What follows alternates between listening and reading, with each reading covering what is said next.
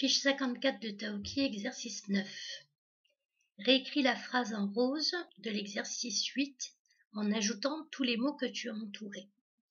Alors, dans l'exercice 8, vous aviez entouré pour dire comment était la voiture, pour dire où elle roulait et pour dire à qui elle appartenait. Donc, par exemple, si vous avez entouré rouge sur l'autoroute et de mon oncle, eh bien, vous allez par exemple écrire la voiture rouge de mon oncle roule sur l'autoroute. Si vous avez entouré par exemple blanche dans la rue et de mon voisin, vous allez écrire la voiture blanche de mon voisin roule dans la rue. Voilà, donc c'est en fonction de ce que vous avez fait dans l'exercice 8. Exercice numéro 10. Barre les mots qui ne sont pas dans l'histoire, écris les bons mots. Alors, on va voir l'exemple de la première ligne, enfin des deux premières phrases plutôt. Alors, nous avons le banquet a lieu dans le four du château. Tout le monstre est en costume du Moyen-Âge. Ici, on voit bien qu'il y a un petit problème, des choses qui ne vont pas. Le banquet a lieu, il a lieu où? Il n'a pas lieu dans le four. Donc, on va barrer le four. Et où a lieu ce fameux banquet? Il a lieu dans la cour du château.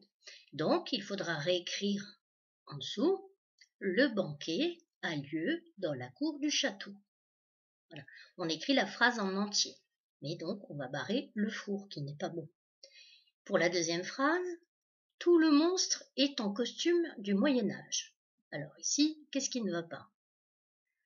Bien évidemment, c'est le monstre.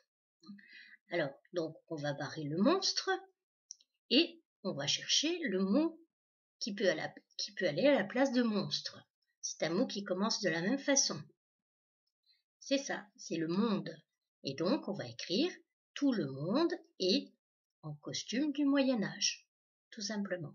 Et donc, vous allez lire le reste des phrases et aux endroits où il y aura des mots qui ne conviennent pas, vous les barrerez et vous les remplacerez en vous aidant bien évidemment du texte. Exercice numéro 11. Écris le nom des objets ou des personnages dont on parle. Donc à chaque fois vous avez une petite phrase pour donner une définition, pour raconter quelque chose, et il va falloir trouver de qui ou de quoi on parle. Exemple, il joue de la viole et du tambourin. Donc ici il s'agit des musiciens. Donc on écrit les musiciens tout simplement. Voilà. Donc à chaque fois il faut lire la phrase et puis retrouver de qui ou de quoi il s'agit.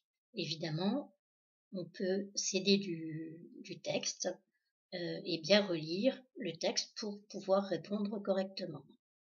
Voilà.